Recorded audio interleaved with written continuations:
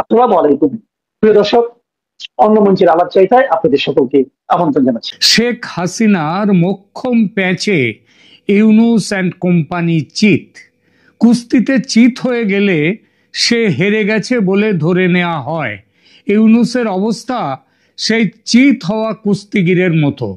গত ১.৫ বছর ধরে, বিশেষ করে ১৭ই নভেম্বর তারিখে অপরাধ ট্রাইব্যুনালে শেখ হাসিনার মৃত্যুদণ্ডের রায় বেরোবার পর থেকে ইউনূস অ্যান্ড কোম্পানি শেখ হাসিনাকে ফেরত পাওয়ার জন্যে একেবারে আদা জল খেয়ে নেমে পড়েছে।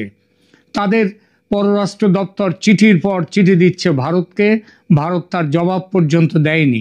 একটু ভুল হলো, শেষ চিঠির জবাবে ভারত শুধু বলেছে খতিয়ে দেখছি। খতিয়ে দেখতে গেলে অনেক কাগজপত্র চাই, যেমন কোন আইনে বিচার হলো, এই বিচার আইন মাফিক হলো কিনা, বিচারকদের যোগ্যতা আছে কিনা, বিচারের সমস্ত শুনানির কপি, বিচারের রায়ের কপি ইত্যাদি প্রচুর ডকুমেন্ট চেয়েছে ভারত। উদ্দেশ্য হাসিনাকে ফেরতের দাবি যেটা বাংলাদেশ করেছে সেটা খতিয়ে দেখা। এর বাইরেও ভারতের আরো কিছু শক্ত প্রশ্ন আছে। সেগুলো হলো, বন্দি প্রত্যর্পণ চুক্তিতে বেশ কিছু ধারা আছে যেগুলো উল্লেখ করে ভারত পরিষ্কার বলতে পারে রাজনৈতিক প্রতিশোধ গ্রহণের জন্য ম্যাডামকে ফেরত চাওয়া হচ্ছে।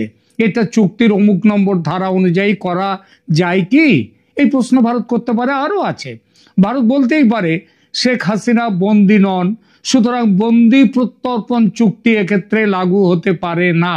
আরো আছে, বাংলাদেশের সঙ্গে ভারতের বর্তমানে যে তেতো সম্পর্ক, তাতে ভারত সোজা বলে দিতেই পারে তোমার সাথে মানি না চুক্তি। এই কথা তো বাংলাদেশের এই সরকার গত ১.৫ বছর ধরে এবং তার আগের থেকে বলছিল যে আমরা ক্ষমতায় এসে ভারতের সঙ্গে সব চুক্তি খতিয়ে দেখব, তারপর সেই চুক্তি সব বাতিল করব। এখনো অবধি একটাও করেনি। তো ভারত বলে দিতে পারে সেই কাজটা তোমাদের সাথে চুক্তি আমরা মানি না, যাও। তখন কিছুই করার নেই। এই যখন অবস্থা, যখন ইউনূস অ্যান্ড কোম্পানি হাসিনাকে ফাঁসিতে ঝোলাতে পারছে না দেখে রাগে দুঃখে নিজেদের মাথার চুল ছিঁড়ছে, তখন শেখ হাসিনা দিলেন মোক্ষম প্যাচ। এক প্যাচেই ইউনূস গং, পুরো টিম সমেত চিত।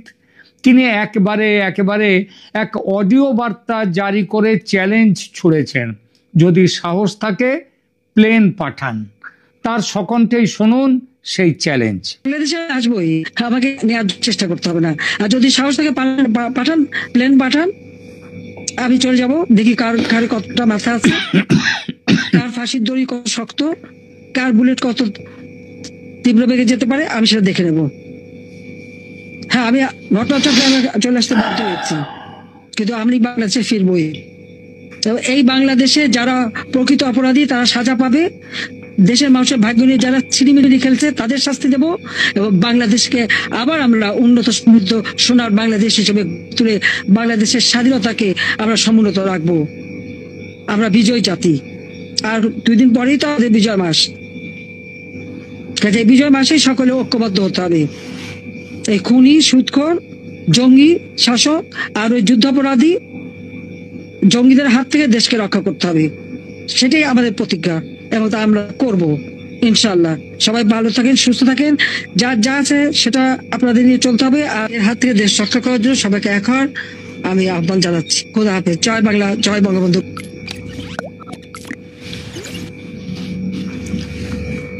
2 দিন হয়ে গেছে শেখ হাসিনা এই চ্যালেঞ্জ ছুড়ে দিয়েছেন। ইউনূসের চেলা চামুন্ডারা, বিশেষ করে তাদের মধ্যে আবার সব থেকে এগিয়ে থাকা যে ডাস্টবিন শফিক পর্যন্ত এই চ্যালেঞ্জের জবাবে কোনো পাল্টা জবাব ছুটতে পারেননি। পারবেন কি করে? শেখ হাসিনার শেষের কথাগুলো শুনেছেন? এতদিন ধরে যে পাপ করেছে এই সরকার, তার সব হিসাব বুঝে নেবেন সে কথা বলেছেন। তার আগে প্লেন পাঠাবার কথা তো বলেছেন, এর বাইরে আবার বলেছেন কাদের কত গুলি আছে, কাদের কত জোর আছে, কে কাকে ফাঁসিতে ঝোলায় সেটা দেখব। এই কথাটাই কয়েকদিন আগেই যখন এই রায় বেরিয়েছিল তখন আমি বলেছিলাম এতে শেখ হাসিনা কোনো রকম ভাবে ভাবিত নন, বরং তিনি বলছেন যে কে কাকে ফাঁসিতে ঝোলায় সেটা আমি দেখব। এবং তাতেই তিনি শুধু তার এটা শেষেও বলেছেন যে সব হিসাব তিনি বুঝে নেবেন। তাতেই সবাই মানে ইউনূস গং দেশ থেকে কোথায় পালাবে, কবে পালাবে তাই ঠিক করতে ব্যস্ত হয়ে পড়েছে। কেউ কেউ এটা প্রশ্ন করতে পারেন, প্লেন পাঠাবার কথা কেন বললেন শেখ হাসিনা? তার যদি এত ক্ষমতা থাকে তাহলে তো তিনি একটা প্লেনে করে চলে আসতে পারেন, ভারত সরকারের সঙ্গে কথা বলে বিশেষ বিমান তো তিনি পেতেই পারেন এবং সেই বিমানে ফিরবেন, সেটা কেন করছেন না? তাদেরকে পাল্টা প্রশ্ন করি, পাল্টা বলি যে শেখ হাসিনা রাজনীতিবিদ, তিনি ওই এনজিও করেননি, কিংবা তিনি ওই করতে আসেনি জোর করে বা ক্ষমতা দখল করতে ডাকাতি করেননি। তিনি রাজনীতিবিদ। কেন অন্য কোনো বিমানে তিনি আসবেন সে প্রশ্নটা করাই যায়। তাকে গণভবন থেকে সামরিক হেলিকপ্টারে করে বিমানবন্দরে নিয়ে যাওয়া হয় গত বছর 5 আগস্ট। সেখান থেকে ওই সেনাবাহিনীরই এক বাহিনী প্রধানের নেতৃত্বে, হ্যাঁ বাহিনী প্রধানের নেতৃত্বে, 3 বাহিনীর এক বাহিনীর প্রধান ছিলেন, সেই বাহিনী প্রধানের নেতৃত্বে বাংলাদেশ সেনার উচ্চপদস্থ কর্মীরা তাকে সঙ্গে করে দিল্লির পাশে নয়ডার হিন্দন সেনা ঘাঁটিতে নিয়ে এসে ভারতের হাতে তুলে দেয়। সুতরাং তিনি বলতেই পারেন যেমন নিয়ে গিয়েছিল সেনা তেমনি তাকে ফিরিয়েও আনবে সেনা। যুক্তিযুক্ত দাবি, ছোট্ট দাবি, তিনি তো আর পালাননি, সেনা তাকে নিয়ে গিয়ে রেখে এসেছে, মানে ভালোভাবে গুছিয়ে যাতে তার কোনো অসুবিধে না হয়, তাহলে তাকে ফিরিয়েও আনুক সেনা। ছোট্ট দাবি, কিন্তু এর গুরুত্ব বিশাল। সেনা এই দায়িত্ব বর্তমান পরিস্থিতিতে নেবে না, নিলে নেত্রীর জীবন রক্ষার দায় পড়বে সেনার উপর। সেজন্যই দেখুন সেনা কিন্তু এই কথা শোনার পরেও কোনো প্রতিক্রিয়া দেখায়নি। আর ইউনূস সরকার, আগেই বলেছি তারা চুপ, বলার কিছু নেই। এরপর ভারতও বলতেই পারে বাংলাদেশ সেনা নিজে থেকে তাদের প্রধানমন্ত্রীকে ভারতের জিম্মায় দিয়ে গিয়েছিল তাকে সুস্থভাবে ভালোভাবে রাখার জন্যে। এখন তারা তাদের প্রধানমন্ত্রীকে যদি ফেরত চায় তাহলে যেভাবে দিয়ে গিয়েছিল সেভাবেই তারাই দেশে নিয়ে যাক। কুস্তিতে একটা বিখ্যাত প্যাঁচ আছে, প্যাঁচটার নাম হচ্ছে এরোপ্লেন প্যাঁচ। ধোনি যেমন ব্যাটিংয়ে একটা এরোপ্লেন ব্যাটিং করতেন, একটা মার ছিল তার বিখ্যাত, তেমনি কুস্তিতেও একটা প্যাঁচ আছে, তার নাম এরোপ্লেন প্যাঁচ। ভারতের নামকরা কুস্তিগির তথা এক সময়ের নামকরা অভিনেতা দারা সিং খুব ভালো দিতে পারতেন এই প্যাঁচটি। প্রতিপক্ষ এই প্যাঁচ খেয়ে চিত হয়ে পড়তেন, আর চিত হলেই খেলা শেষ। শেখ হাসিনার এই প্যাঁচে ইউনূস চিত হয়ে পড়েছেন, ওটার ক্ষমতা নেই। এবং দেখবেন এখন হাসিনাকে ফেরত চাইতেও আর তারা কথা বলবে না বেশ কিছুদিন। তাই বলে শেখ হাসিনা চিরকাল ভারতে থাকবেন তা তো নয়। যেসব খবর পাচ্ছি বাংলাদেশের মানুষের পাশে এই ডিসেম্বরে, আজকে 2 তারিখ, এই 2 তারিখেই সশরীর 2 তারিখের মানে ডিসেম্বরে এখনো 29 দিন বাকি, এই ডিসেম্বরেই সশরীরে বাংলাদেশের মানুষের পাশে পৌঁছে যাবেন তাদের প্রিয় নেত্রী। ভারত আমেরিকা যৌথভাবে চূড়ান্ত করছে তার ফিরে যাওয়ার প্ল্যান। প্রথমে দিল্লির বৈঠকে ঠিক হয়েছিল বেশ কিছু কথা, তারপরে দোহার বৈঠকে ঠিক হয়েছে। দোহাতে খুব শিগগিরই আবার বৈঠক হবে ভারত, আমেরিকা, বাংলাদেশ, এবং সেখানে থাকবে কাতারের আমির থাকবেন তিনি। কত মানুষ ঢাকার শাহজালাল এয়ারপোর্টে তাকে স্বাগত জানাতে উপস্থিত হবেন সেই দিন, যেদিন তিনি ফিরবেন এই মাসেই। সেই কথাটা ভাবুন এবার তার গুণগ্রাহীরা। তারা তৈরি হন বীরের সম্বর্ধনা দিয়ে তাদের প্রিয় নেত্রীকে দেশে স্বাগত জানাতে। সম্মানিত দর্শক, ক্ষমতার অপব্যবহার করে রাজধানীর পূর্বাচলে 10 কাঠা প্লট বরাদ্দ নেওয়ার অভিযোগে ক্ষমতাচ্যুত প্রধানমন্ত্রী শেখ হাসিনাকে 5 বছরের কারাদণ্ড দিয়েছে আদালত। তার বোন শেখ রেহানাকে 7 বছরের সশ্রম কারাদণ্ড দিয়েছে এবং শেখ রেহানার মেয়ে ব্রিটিশ এমপি টিউলিপ সিদ্দিককে 2 বছরের সশ্রম কারাদণ্ড এবং 1 লাখ টাকা জরিমানার আদেশ দিয়েছে ঢাকার এই আদালত। এটি আজ সোমবার অর্থাৎ 1 ডিসেম্বর এই রায়টি দেওয়া হয়েছে, আপনারা অনেকেই ইতিমধ্যেই জেনেছেন। এখন অভিযোগ হলো যে ঢাকা শহরে বাড়ি বা ফ্ল্যাট বা আবাসন সুবিধা থাকার পরও সেই তথ্য গোপন করে শেখ রেহানা পূর্বাচল নতুন শহর প্রকল্পে 10 কাঠার একটি প্লট বরাদ্দ নিয়েছেন। শেখ হাসিনা ক্ষমতার অপব্যবহার করে বোনকে প্লট বরাদ্দে সহায়তা করেছেন এবং টিউলিপ সিদ্দিক তার মা রেহানাকে প্লট পাইয়ে দিতে খালা শেখ হাসিনাকে প্রভাবিত করেছেন। মানে এই লাইনটি যখনই আমি পড়ি, এটি নিয়ে আমি আগেও যখন কন্টেন্ট করেছি আমি অবাক হয়েছি এবং আমি নিজে নিজে হেসেছি। দর্শক বিশ্বাস করুন, এই মুহূর্তে আমি নিজেও কিন্তু হাসছি এই কারণে, কি দুর্নীতি হয়েছে সেটি তো তদন্ত সাপেক্ষ, কে দুর্নীতি করেছে এটি প্রমাণ সাপেক্ষ। কিন্তু বিষয়টি যখন বলা হয় যে শেখ রেহানাকে প্লট দেওয়ার জন্য শেখ রেহানার মেয়ে প্রধানমন্ত্রী শেখ হাসিনাকে, যিনি শেখ রেহানার বড় বোন বঙ্গবন্ধুর কন্যা, তার উপরে প্রভাব বিস্তার করতে হয়, তাকে তদবির করতে হয়, মানে এটি আসলে কতটা হাস্যকর এটি আমি আসলে আমি জানি না, আইনের বিষয় তো আমি জানি না বলি সবসময়, কিন্তু এটি আমি কেমন যেন বুঝতে পারছি যে এখানে ডাল মে কুচ কালা হয়। আরো একটি বিষয় আমি অত্যন্ত নির্ভরযোগ্য সূত্র থেকে এটি জানতে পেরেছি, এই যে প্লট নিয়ে এত কিছু হচ্ছে, এত মামলা মোকদ্দমা, এত বিচার প্রক্রিয়া, এই প্লটের জন্য শেখ হাসিনা বলুন, রেহানা বলুন এবং টিউলিপ এরা কেউই আবেদন করেননি। এখানে পুরো ঘটনাটি ঘটেছে শতপ্রণোদিত হয়ে ওই সময় যিনি গৃহায়ন ও গণপূর্ত প্রতিমন্ত্রী ছিলেন মিস্টার শরীফ, তিনি করেছেন। জানি না এই মামলায় তিনি কোথায় আছেন, কিভাবে আছেন, তাকে কিভাবে ধরা হচ্ছে, বা মানে আমি জানি না, বুঝি না। ওই যে আইনের বিষয় যে এত জটিল আমার কাছে এই জন্যই মনে হয়, এবং আইন যে কখনো কখনো অন্ধ হয় এ কারণেই বিচারালয়ের যে প্রতীক সেখানে চোখ বেঁধে রাখা আছে কিনা এটিও সাধারণ মানুষ কিন্তু প্রশ্ন করেন। যাক, আমি আর এই বিচারিক আদালতের মানে এই বিষয়গুলো নিয়ে তর্কে যেতে চাই না। আমি সাদামাটা ভাবে এই রায়ের বিষয়টি এবং এর সামান্য প্রতিক্রিয়া, টিউলিপ এটিকে কিভাবে নিয়েছেন, টিউলিপ যে দল করেন ব্রিটিশ লেবার পার্টি, তারা কিভাবে নিয়েছে, এই বিষয়গুলো শুধু সংক্ষেপে আপনাদের সঙ্গে শেয়ার করতে চাই। কখনো সময় সুযোগ পেলে আইনি ব্যাখ্যা বিশ্লেষণ ভালোভাবে বুঝতে পারলে তথ্য প্রমাণ সহ সেগুলো হয়তো কথা বলা যাবে। যাই হোক, শেখ হাসিনা সরকারের পতনের পর তার এবং তার আওয়ামী লীগের ঘনিষ্ঠ এক ডেভেলপারের কাছ থেকে লন্ডনে 7 লাখ পাউন্ড দামের একটি ফ্ল্যাট উপহার পাওয়ার একটি অভিযোগ শোনা গিয়েছে টিউলিপের বিরুদ্ধে। এটি নিয়ে বেশ সমালোচনা হয়েছে, ওই সময় পত্রপত্রিকায় লেখালেখি হয়েছে, ব্রিটিশ মিডিয়ায় হয়েছে, বাংলাদেশে হয়েছে। এবং আপনারা নিশ্চয়ই জানেন যে গত জানুয়ারি মাসে যুক্তরাজ্যে সিটি মিনিস্টারের পদ থেকে ইস্তফা দিয়েছেন টিউলিপ সিদ্দিক। এটিকেই যারা মামলা করেছে বা অন্তর্বর্তী সরকার পক্ষ তারা তাদের প্রাথমিক বিজয় হিসেবে তারা দেখেছে। অবশ্য এই যে তিনি পদত্যাগ করেছেন, পরে কিন্তু তদন্তে দেখা গেছে যে তিনি কোনো নিয়ম ভাঙেননি, মানে তার দ্বারা কোনো অন্যায় হয়নি, সংগঠিত হয়নি। তারপরে তিনি করেছেন, এটি একটি জেস্টার, গুড জেস্টার তিনি দেখিয়েছেন।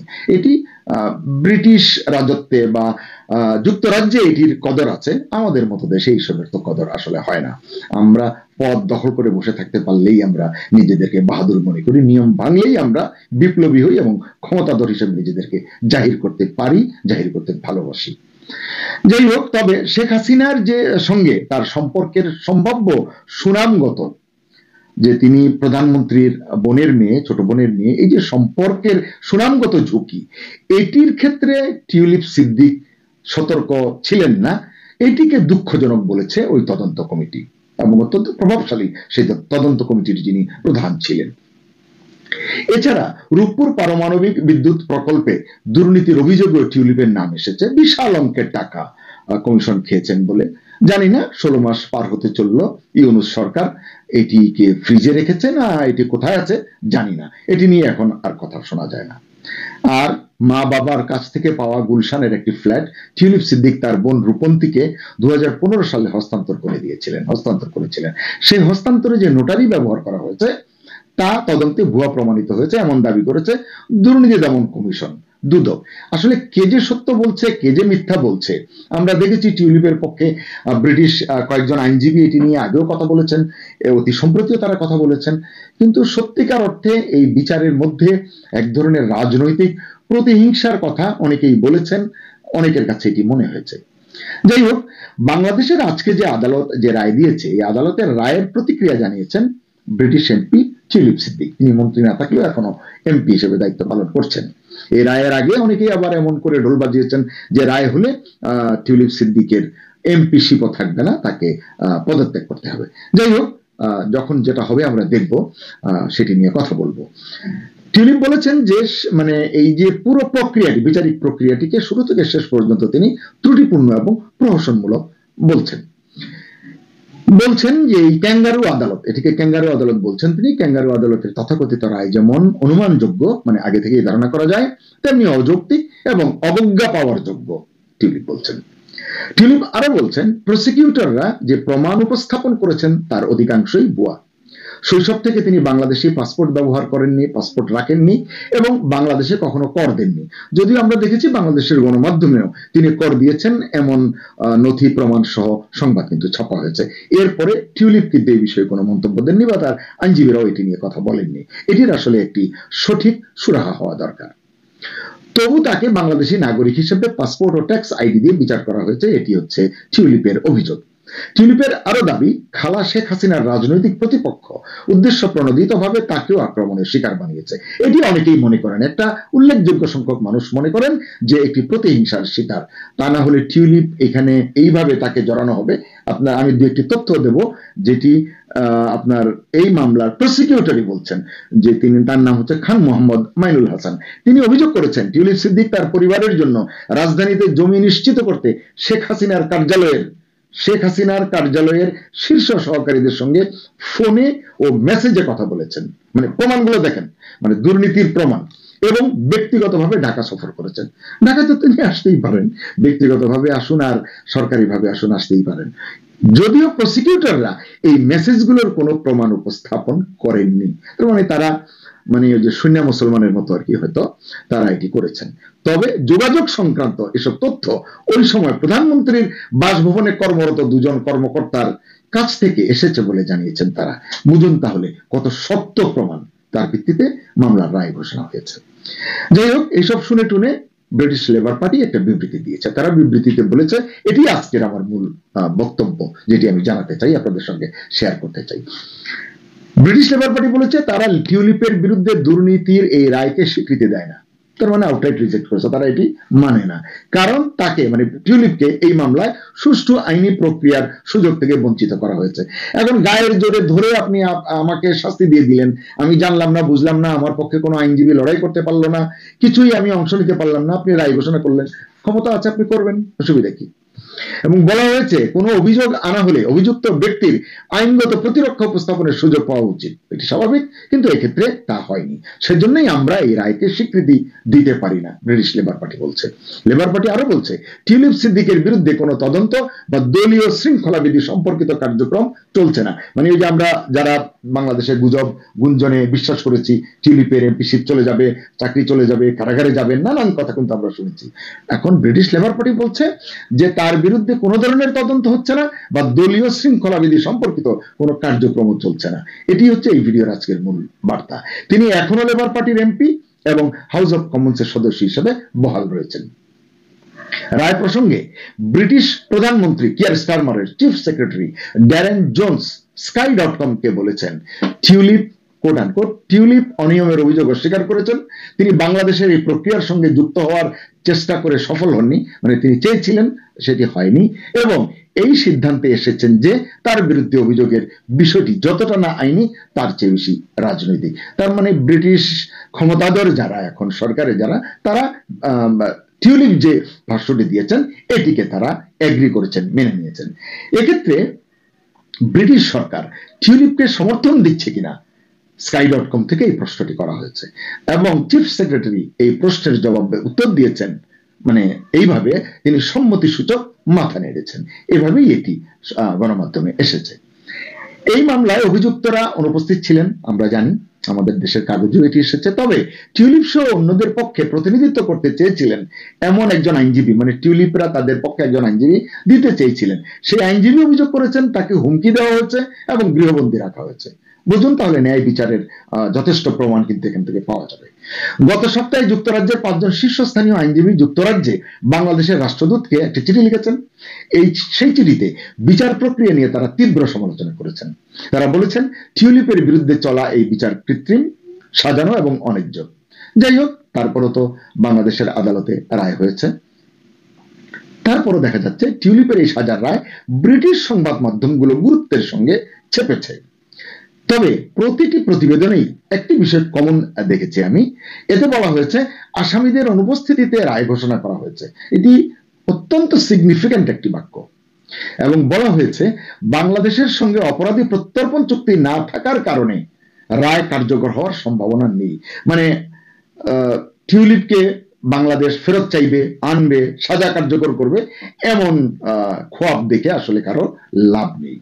সকলকে ধন্যবাদ।